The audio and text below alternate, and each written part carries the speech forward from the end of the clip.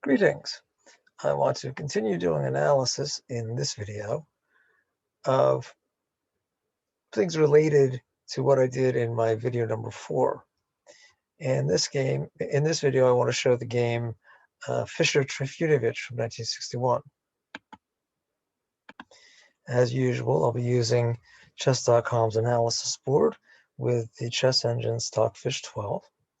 The game I showed began as Open Ruy Lopez, and I previously showed the game Lasker-Tarrasch to illustrate the exchange variation. Now, I'm going to show the game Fischer-Trifunovic to illustrate something else. I said that after white castles, black can, in fact, play knight takes pawn. He shouldn't do so with the expectation of retaining the pawn. No, he will lose the pawn back. But he can play this way, and it'll be a different game. So let's look at Fischer-Trifunovic, in which Trifunovic did take the pawn. And Fischer played d4. And then the bishop was kicked back to b3. And then black played dxe4. Now this is actually a mistake. And I'll show another game or two where black doesn't do that, although not in this video.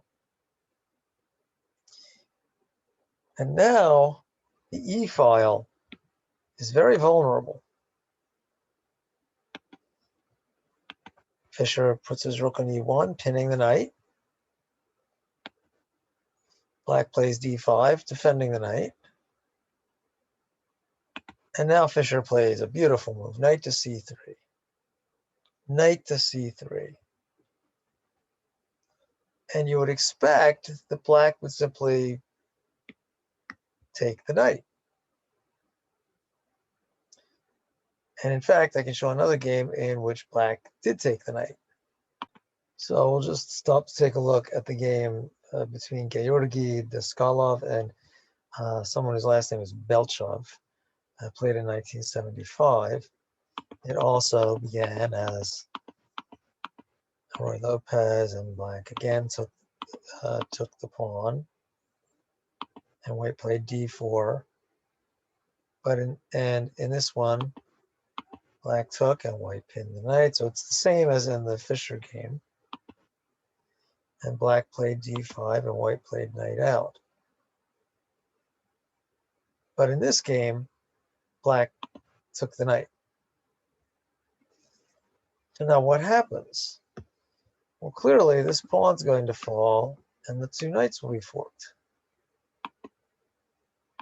And that's what happened. And black defended the c6 knight.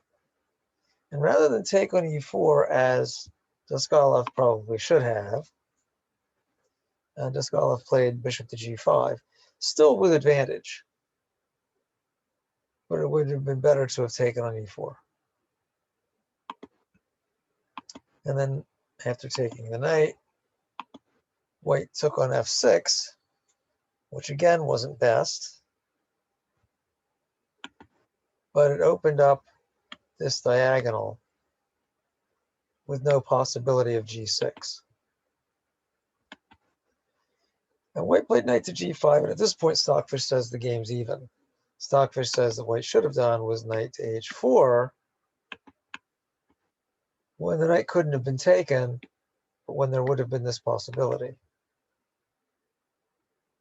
And if black played h5, then white could have taken the pawn, or he could have brought his knight in to attack the bishop again. Anyway, Daskalov played knight to g5. Black took, white checked. Now we have a walking king. And now white plays rook to d1, setting up interesting things along the d file. So white has rooks on the d file and the e file making threats. Black plays queen to d6. But then white plays rook to e6. And black plays queen to f4. And after this, white takes the pawn with his queen and threatens with bishop, queen, and rook and c6. And you can see how the attack continues. Now white's forking rook. King steps out. And now white plays rook takes bishop check. And you would think that black could take the rook. The problem with taking the rook is that there's a two-move mate. Check, and then mate. And white wins even though he's a rook down. So rather than take the rook, black moves his king back. And now white plays f3 because black was threatening to come in here. f2. Then queen to e6 check, which isn't best, but which wins. And then white trades rooks and trades queens. And at this point, it's to an endgame. The queen side pawns line up. On the king side, white has one extra pawn. With pawns on both sides of the board, one extra pawn on one side of the board, white certainly has the better chances, if not a clear win. And I can just zip through the rest of the game.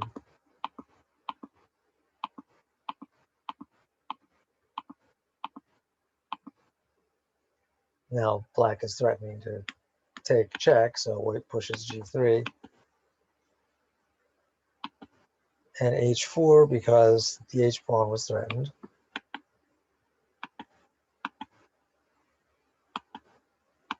And finally, white takes that c pawn that he's been sitting there not taking for a while. And he didn't have to take it right away. Sometimes, sometimes you can get away with not taking a pawn right away. So move after move, this rook has been able to take that pawn, and black had nothing to do to stop it. So white just made moves. White just made moves. Black couldn't prevent that capture. And finally, white took it. But he didn't have to take it right away. And if you don't have to take it right away, well, you might as well look for something better.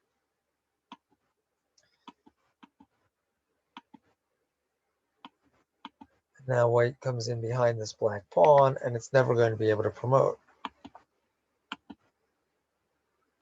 It's never going to be able to promote.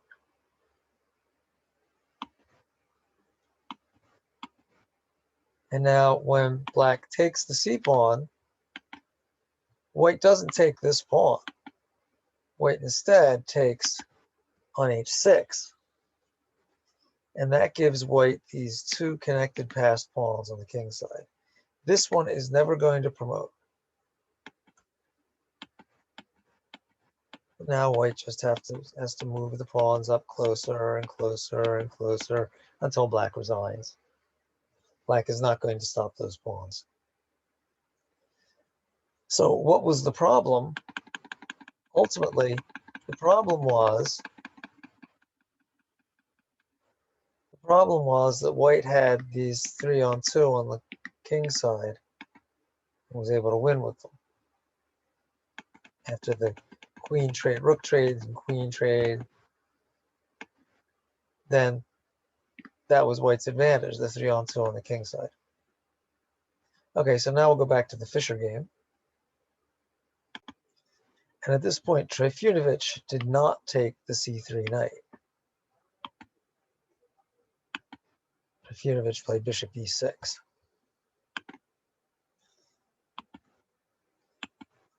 White traded knights and then took on e4. So that got one of the pawns back. If you look at the moment, white's down 2 pawns. Now he gets one of them back. The bishop is pinned on the e file. This pawn is being attacked 3 times. And it's only defended twice. So it looks like white's going to get his other pawn back. Black blocks up that e file. So now this bishop is free to move. And he also gets himself ready to castle. Trade bishops, and now not only is this guy a target, so is that e6 pawn. And white takes on d4. So now Fischer has gotten his pawn back, so the material's even. But this pawn is a target, and it's weak, and probably Fischer's going to win it. Now black goes ahead and castles. White can't take on c6 because he'll get checkmated. So white can't take that c6 knight even though it's undefended. And if he plays rook takes pawn, well, then he's going to lose this knight. So for the moment, white can't take the pawn or the knight. Fischer moves queen to g4. Now he has this square defended with his queen, defended by his queen. And he's threatening to take the knight, and he's threatening to take on e6. Trifunovic trades knights. Now the black queen is under attack and moves, but moves to defend the e6 pawn. Fischer moves back to e4, attacking the e6 pawn a second time. Trifunovic defends it a second time by moving his rook to f6. Fischer develops his bishop. Queen moves to d7, continuing to protect the pawn on e6. And now rook to d1, protected by the knight, protected by the queen. Attacks the black queen. Black moves to c6.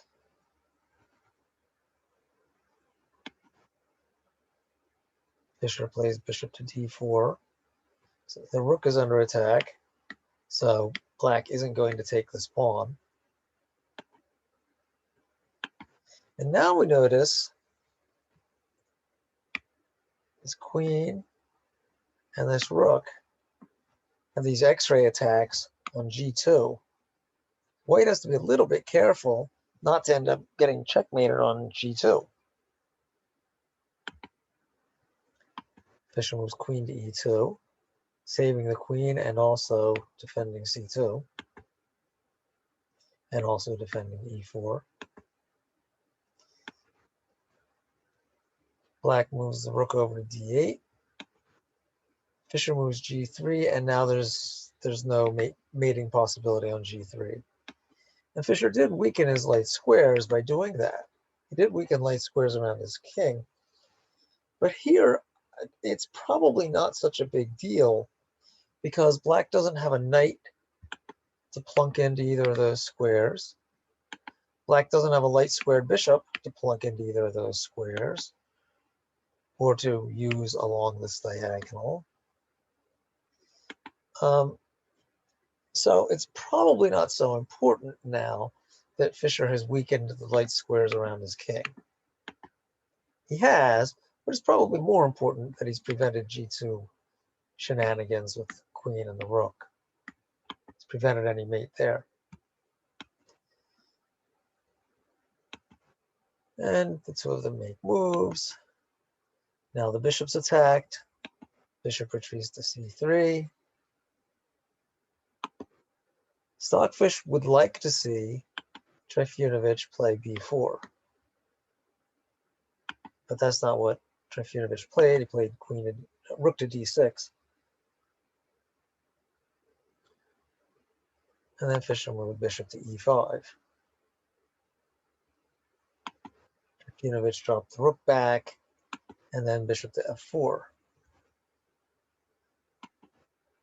And after c4, Stockfish would prefer queen takes a2. Fischer's still better, but Trifunovic played c4, And Fischer took on e6. And what did we end up with? Well, we have bishops on the board still, but otherwise it's rooks and 3 pawns against 3 pawns on the queen side, but a 3-on-2 pawn majority for white on the king side. Same thing. And soon, the bishops come off the board. And when they do, again, it's a 3-on-2 pawn majority on the king side. It does matter that these 2 pawns are still here. That does matter. If you got rid of these 2 pawns, then black would have really good drawing chances. The pawns were all on the king side and were 3-on-2, with just rooks and kings. Well, black would have good drawing chances. With the pawns still there, white has better winning chances. So white defends a c pawn after black attacks it. And then the kings start moving forward.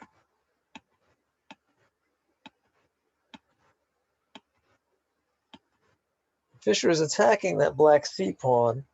He's not taking it right away.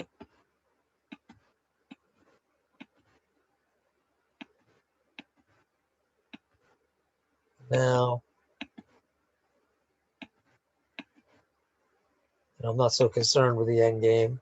That was the other portion of the game I was concerned with. So we'll just zip through how Fischer wins this. And that may have been gaining time on the clock. Possibly.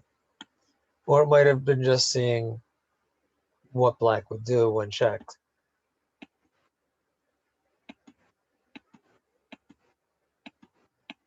And now Fischer has these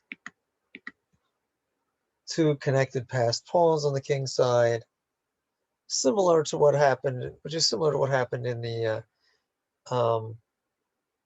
Daskalov-Belchev game.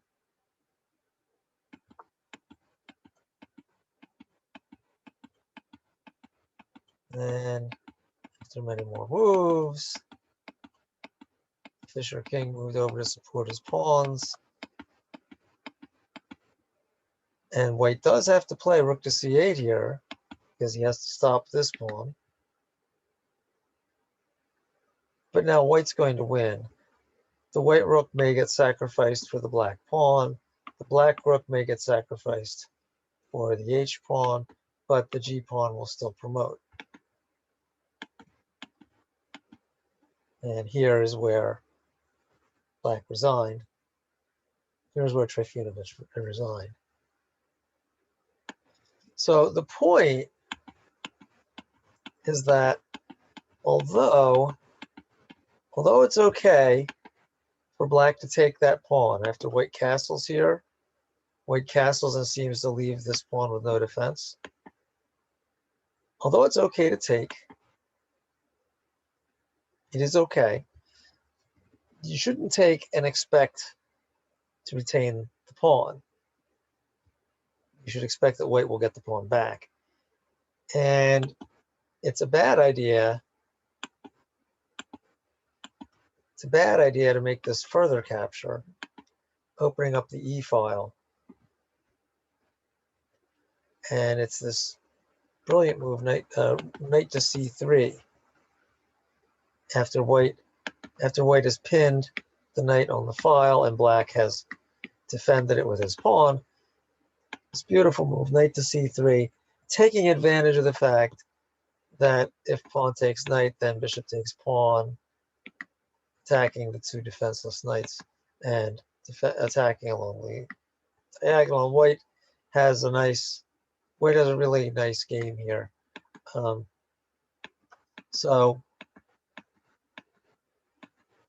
So black should not play this move, ext4. If he's going to play the open Ruy Lopez, that's what it's called. That's what it's called when you take there. That's called the Open Ruy Lopez. If you're going to play that, you shouldn't also play that capture. You shouldn't also play that capture. Okay, that's it for now. That's it for now. As always, try to win, but more, try to play well.